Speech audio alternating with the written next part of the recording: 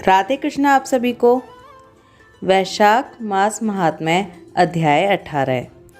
नारद जी बोले, हे राजन, वैशाख महीने में मार्ग में थके हुए प्यास से पीड़ित को जो जल दान नहीं करता वह तिर्याक योनि को प्राप्त होता है।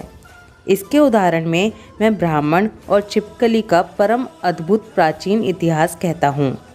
प्राचीन काल में इक्ष्वाकु वंश में हिमांग नाम का एक राजा था। वह जितेंद्रिय था और उसने अपने शत्रुओं को जीत लिया था। वह ब्राह्मणों में श्रद्धा रखता था और उनकी निंदा नहीं करता था। इस राजा ने संख्या में उतनी गाय दान दी थी जितने कण भूमि में हैं, जितने जल के बिंदु हैं, जितने आकाश के तारे हैं। इनके किए हुए यज्ञों की कुशा से सुंदर पृथ्वी पर कुशा ही कुशा हो गई और गाय, भूमि, तिल, स्वर्ण इत्यादि से इसने बहुत से ब्राह्मणों को संतुष्ट किया। ऐसा कोई दान नहीं सुना जाता जिसको उसने ना किया हो। हे राजन, सुख प्राप्ति करने वाला उस राजा ने केवल जल का दान नहीं किया। ब्रह्मपुत्र महात्मा वशिष्ठ के समझाने पर भी जल दान बिना दान का सर्वत्र मिलता है, इसके दान देने से क्या फल होगा? ऐसा तर्क करते हुए उस दुर्बुद्धि राजा ने जल का दान नहीं किया। अलभ्य वस्तु के दान करने से पुण्य होता है, यह कहना उचित भी है। उसने ब्राह्मणों की, पंगु, दरिद्र तथा वृत्तिहीनों की पूजा की, परंतु श्रोतियों की तथा तत्वज्ञानी और ब्रह्मावादी ब्राह्मण की पूजा नहीं की। प्रसिद्ध लोगों को सब लोग पूछते हैं, परंतु अनाथों, अनपढ़ों, पंगुओं और कुटुंबियों तथा दरिद्रों की बुरी गति होती है। अतएव यह मेरी दया के पात्र हैं। ऐसा विचार करके इस दुर्बुद्धि ने योग्य पुरुषों को कुछ दान नहीं किया। इस बड़े पातक से उसने 3 जन्म तक चातक योनि को प्राप्त किया। 1 जन्म में गिद्ध की योनि तथा 7 जन्मों तक कुत्ते की योनि को प्राप्त किया। बाद में यह राजा के घर में छिपकली की योनि में उत्पन्न हुआ। इस राजा का नाम श्रुतकीर्ति था और वह मिथिला देश का राजा था। यह दुरात्मा छिपकली होकर घर के द्वार की देहरी पर रहती हुई कीड़ों को खाती हुई 88 वर्ष तक बनी रही। किसी समय ऋषियों में श्रेष्ठ श्रुतदेव नाम के मुनि मध्याह्न के समय थके हुए विदेह के राजा के घर आए। उसको देखकर एकाएक उठकर और प्रसन्न होकर राजा ने मधु, पर्क इत्यादि से उनकी पूजा करके उनके चरणों को धोया और जल्दी से जल को अपने मस्तक पर छिड़का। इस छिड़के हुए जल की बूंद भाग्यवश इस छिपकली पर पड़ी। उसको तुरंत याद आ गया और वह अपने दुख को याद करके दुखी हुई और घर में आए हुए ब्राह्मणों को मेरी रक्षा करो, मेरी रक्षा करो चिल्लाकर कहने लगी। इस कीड़े के चिल्लाने को सुनकर ब्राह्मणों ने आश्चर्य में आकर कहा, हे छिपकली, तू क्यों रोती है? किस कर्म से तेरी ये दशा हुई है? तू देवता है, पुरुष है, कोई राजा है या ब्राह्मण है? हे महाभाग, तू कौन है? बता, मैं आज तेरा उद्धार करूँगा। ऐसा पूछने पर वह राजा महामुनि श्रुतदेव जी से बोली, हम इक्ष्वाकु वंश में उत्पन्न हुए थे और शस्त्र विद्या में निपुण थे। पृथ्वी में जितने कण हैं, जितने जल के बिंदु हैं, जितने आकाश में तारे हैं, उतनी संख्या में मैंने गाय दान दी थी।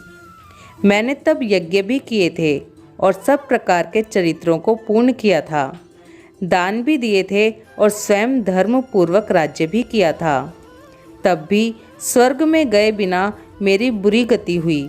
मुझे 3 चातक तक की 1 जन्म में गिद्ध की योनि प्राप्त हुई।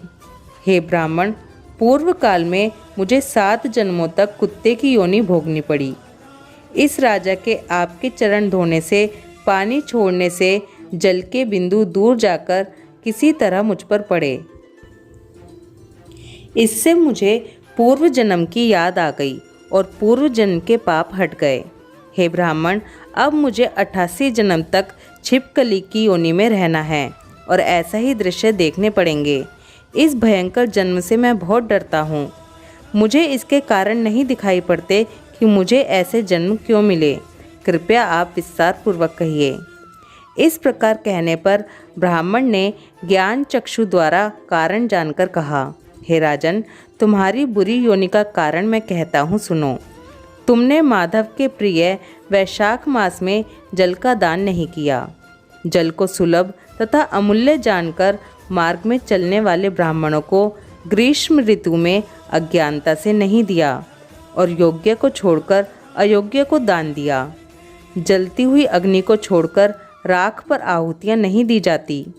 हे राजन, मनुष्य कांटेदार वृक्ष की पूजन नहीं करते, तो भी यह सेवा के लिए शास्त्रों में प्रशस्त है। विशिष्टता के कारण वृक्षों में पीपल का पेड़ पूजा जाता है। तुलसी को छोड़कर कटेरी की पूजा क्यों नहीं की जाती? पूजा करने के लिए अन्यथा प्रयोजन नहीं होता। पंगु इत्यादि अनाथ होते हैं, परंतु यह केवल दया के पात्र होते हैं। तपस्वी, ज्ञानी तथा वेद और शास्त्र के पंडित विष्णु के रूप हैं। हे राजन, ज्ञानियों में भी विष्णु ही सदा प्रिय हैं। इसलिए ज्ञानी सदा पूज्य होते हैं और पूज्य से पूज्यतर कहा गया है। जो साधु निवृत्ति वालों की निंदा करता है, वह इस संसार में तथा परलोक में दुख प्राप्त करता है। महापुरुषों की सेवा ही सब अर्थों का कारण होती है। करोड़ों अन्य जातियां उचित मार्ग को नहीं देखती और इस प्रकार के मंद बुद्धियों की संगत लाभदायक नहीं होती। जल में तीर्थ, मिट्टी तथा शिला के बने जो देवता हैं, वे बहुत काल में पवित्र करते हैं, परंतु साधु लोग केवल दर्शन से पवित्र करते हैं। शिक्षित लोग साधु सेवा से कभी भी दुख नहीं भोगते हैं। जिस प्रकार अमृतपात करने से जन्म, मृत्यु, जरा इत्यादि पीड़ा नहीं देते, तूने ना तो जल का दान किया और न साधुओं की कभी सेवा की है। हे इक्ष्वाकु के पुत्र, इसी से तूने यह दुर्गति प्राप्त की।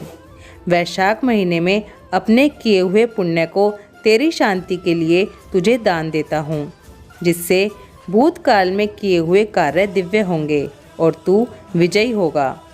ऐसा कहकर जल स्पर्श करके उसको उत्तम पुण्य दिया।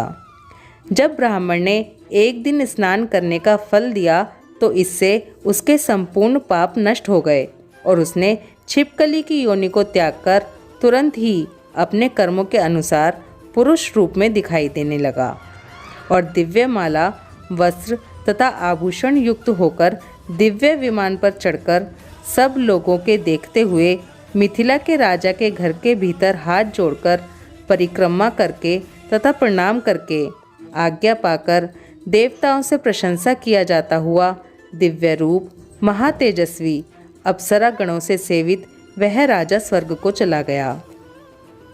वहाँ पर निरंतर 1000 वर्षों तक उत्तम भोगों को भोगकर इक्ष्वाकु कुल में काकुस्थ नाम बड़ा राजा हुआ। सप्तद्वीप वाली पृथ्वी का पालन करने वाला ब्राह्मणों का भक्त तथा साधु भक्त हुआ। वह महाप्रभु इंद्र का मित्र तथा विष्णु भगवान का अंश हुआ। तब वशिष्ठ ऋषि ने उसको वैशाख महीने में करने योग्य सब सुंदर धर्म समझाए, जिसका संपूर्ण पाप नाश हुआ। दिव्य ज्ञान को प्राप्त करके वह विष्णु की सायुज्य मुक्ति को प्राप्त हुआ। इस कारण से वैशाख महीना सब शुभ फलों को देने वाला है। इसमें किए हुए सब मनुष्यों के यथोक्त कार्य हैं। आयु, यश और पुष्टि देते हैं। बड़े बड़े पाप नष्ट करते हैं। पुरुषों के सब अर्थ पूर्ण होते हैं तथा विष्णु भगवान प्रसन्न होते हैं। चारों वर्णों तथा चारों आश्रमों वाले मनुष्य को विष्णु भगवान के प्रिय वैशाख मास में जो भी धर्म बताए गए हैं, उनका पालन करना ही चाहिए। आज के अध्याय में हमने सुना कि जल को बहुत ही आसानी से मिलने वाली वस्तु समझकर कभी ना सोचें कि इसको दान करने से क्या फ़ायदा।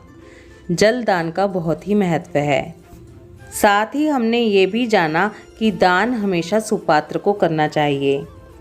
जो लोग हमारी दया के पात्र हैं, उनको दान करने से हमें पुण्य तो मिलता है, लेकिन जो दान ब्राह्मणों के निमित्त बताए गए हैं, वो हमें ब्राह्मण को ही करने चाहिए। वैशाख मास महात्म्य अध्याय 18 समाप्त। ओम माधवाय नमः। राधे कृष्णा।